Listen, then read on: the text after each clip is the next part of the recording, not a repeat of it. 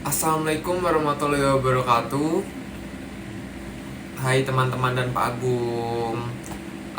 Perkenalkan, nama saya Nathan Diwangga Caisa, nomor absen 27.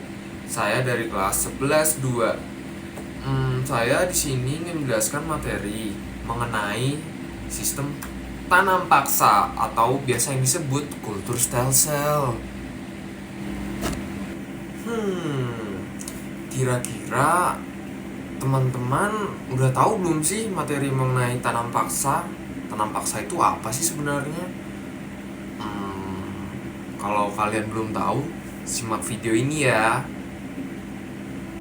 Tanam paksa atau kultur stelsel adalah kebijakan wajib tanam komoditas ekspor seperti kopi, gula, teh, indigo, dan lain-lain yang diberlakukan Belanda di Hindia Belanda sejak tahun 1830 sampai 1870 yang diinisiasi oleh Gubernur Jenderal Johannes van den Bos yang memulai jabatan pada tahun 1830 sebagai upaya mengatasi krisis keuangan pasca Perang Jawa pada tahun 1825 hingga 1830 dan krisis politik di Belanda. Lalu yang selanjutnya ada aturan teoritis sistem berdasarkan Stadsblad tahun 1834 nomor 22. Sistem ini meliputi nomor 1, petani wajib menyediakan maksimal 20% dari lahan untuk tanaman ekspor.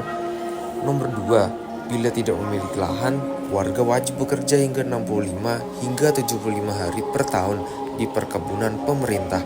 Nomor ketiga, tanaman untuk ekspor dibebaskan dari pajak tanah. Nomor keempat, harga yang ditetapkan pemerintah kolonial. Kelebihan hasil panen tidak dikembalikan ke petani lagi. Nomor 5, jika panennya gagal seharusnya menjadi tanggungan pemerintah. Praktik di lapangan sendiri sering menyalahi aturan. Banyak desa menanam lebih dari 20% lahannya.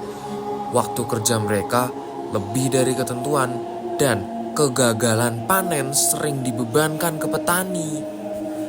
Lalu, struktur pengawasan melibatkan bupati dan pejabat lokal pemberi bonus dan honor berdasarkan hasil produksi yang menciptakan korupsi dan praktik perampasan hak petani.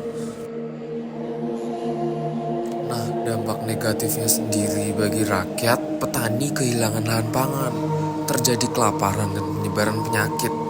Lalu ada ketimpangan sosial yang meningkat dan kemiskinan menyebar luas, khususnya di Jawa.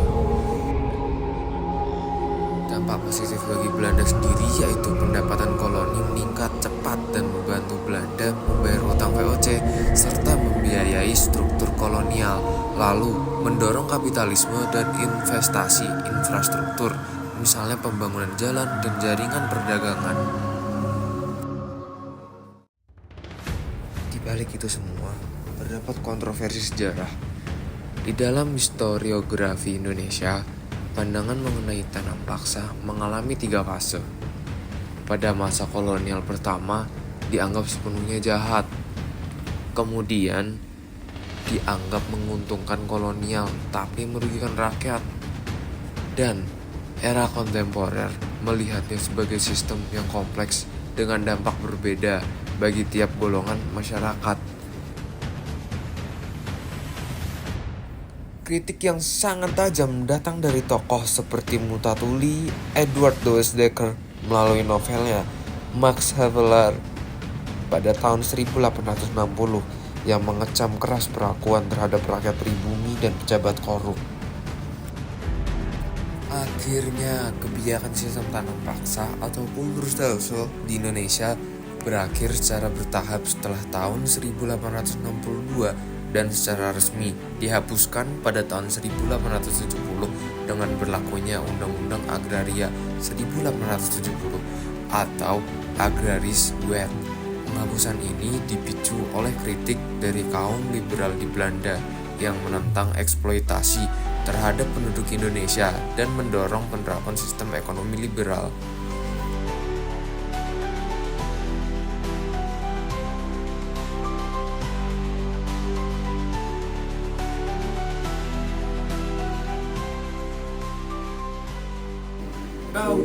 Sejarah sistem tanam paksa mengajarkan kita betapa pentingnya kedaulatan dan keadilan. Semoga kita bisa terus menghargai perjuangan para pendahulu kita ya. By the way, kita udah bahas sistem tanam paksa nih. Menurut kalian, apa pelajaran yang bisa kita ambil dari peristiwa ini ya? Tulis pendapat kalian di kolom komentar. Bye bye semuanya. Pau.